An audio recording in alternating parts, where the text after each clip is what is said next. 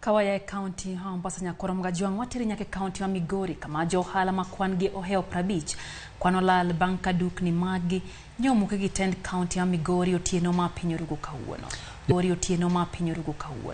Jo ohala go matimo ohala e ginga paya mag boma ma Migori ywak ne gisetemo ywak ne tend kaunti no mondo mi owene gi thuolo mondi to mano ok onyuolo lemo. Jakom jo ohala matinde sub county Masuna East Haiza Ogola wacho ni ne ok omigi milome e wichenro makamano. Jagoro mar kaunti ma Migori Oscar Olema to kata kamano okoni milome ne osechiw ne jo ohala go e yor andika to kod twak mar dhok.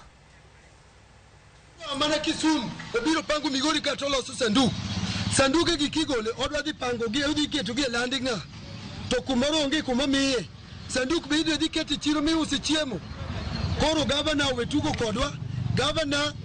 omiwa direction maber to losnwa gik moko okwa bi yie iketho gige japiko akwero to joge ne otamore kanyo ne wantiere olumo ne ntiere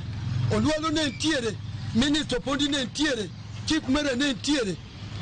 gijo kanjo gi polise. Koro ma wadwa timo nade an kaka jatelo atemo wuoyo kodgi to giwinja kare telo mane me gidwaro gima waneno koponi en gi muchilo ng'e adier to wawuore wan wauso sanduk an machung' kane auso sanduk mar maiti ombosi we sanduk atero kanye sanduk di tingi ter daladi dong jogweng' onegi to nyithindo dong deringi